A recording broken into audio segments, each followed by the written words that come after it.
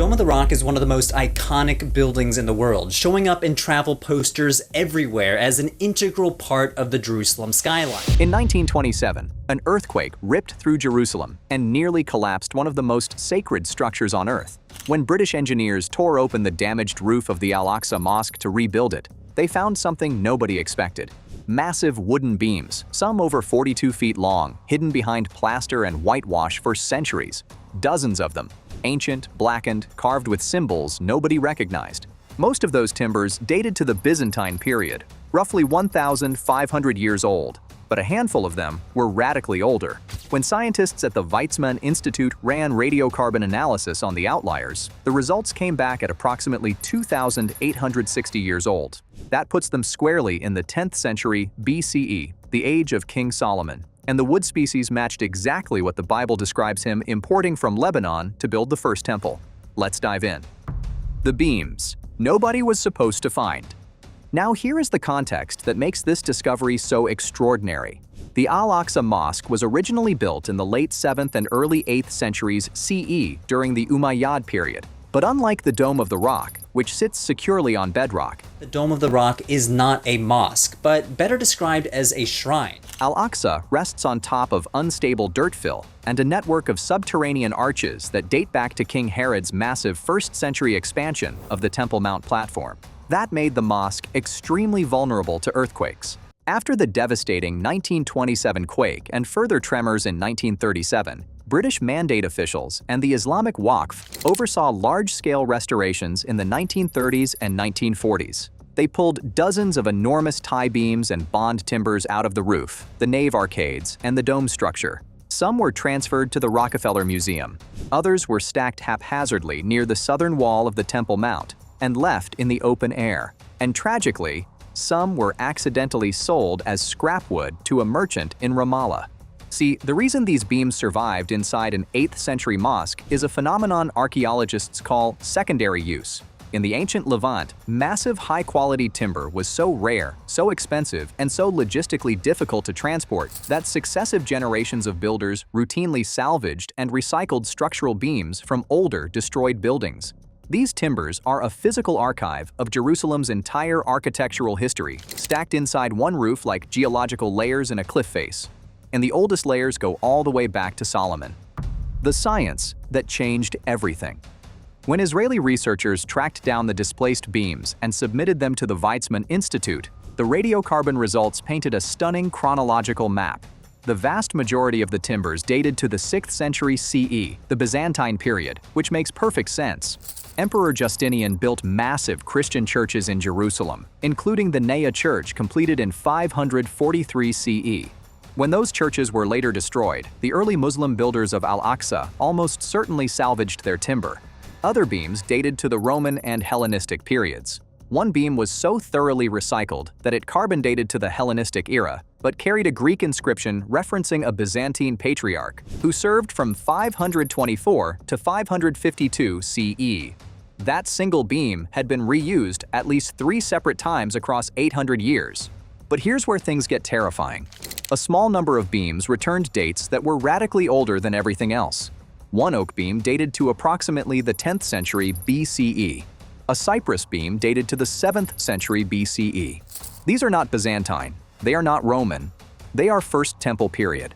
And their survival represents a staggering 1,500-year journey through the construction history of Jerusalem before they were finally sealed inside the mosque's ceiling. The botanical analysis went even deeper.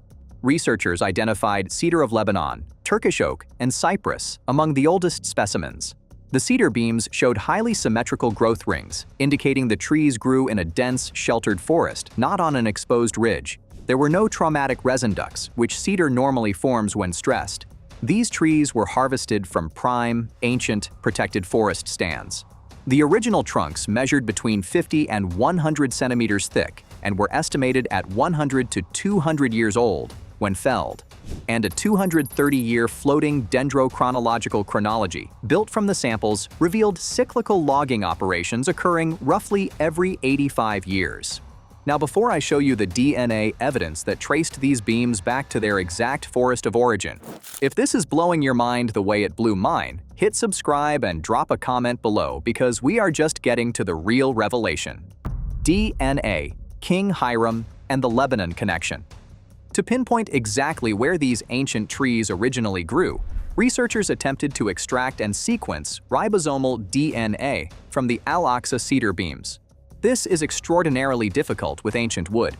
The material is porous, heavily colonized by fungi, and contaminated with human DNA from centuries of handling. The vast majority of their extracted sequences turned out to be human or fungal. But after 169 separate PCR amplification attempts, they successfully isolated a sequence of 265 nucleotides from the ancient wood. Phylogenetic analysis confirmed the sequence was most closely related to modern Taurus cedar, sourced from the Sultandeg and Kappadeg regions of Turkey and Lebanon. That is direct genetic proof, linking the Temple Mount timbers to the cedar forests of the eastern Mediterranean. It seems that the Temple Mount had been abandoned centuries before in 70 CE. And this is where the Bible snaps into sharp focus. 1 Kings chapter 5 describes an extensive commercial alliance between King Solomon and Hiram, the Phoenician king of Tyre. Hiram's administration monopolized the harvesting of Lebanese cedar and cypress.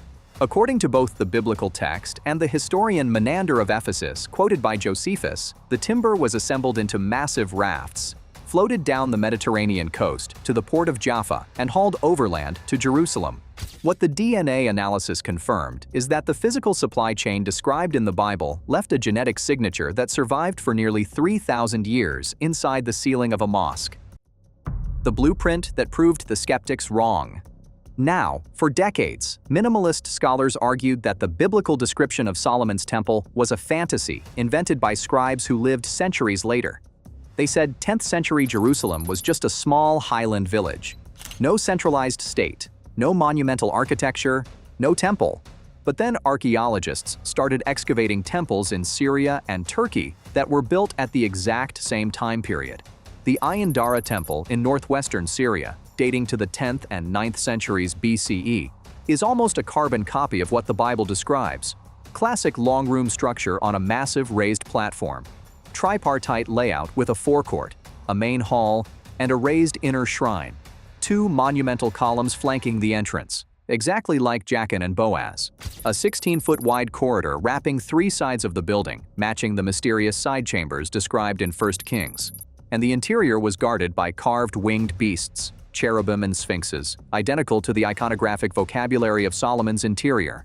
The 9th century temple at Tel Tayinat in southern Turkey showed the exact same layout, with lion base columns. And then came the Motsa temple, discovered just a few miles outside Jerusalem itself, dating to the 9th century BCE, proving that this exact tripartite design was actively used by the inhabitants of the Kingdom of Judah during the Iron Age. The blueprint was real, it was regional, and it was exactly what the Bible described.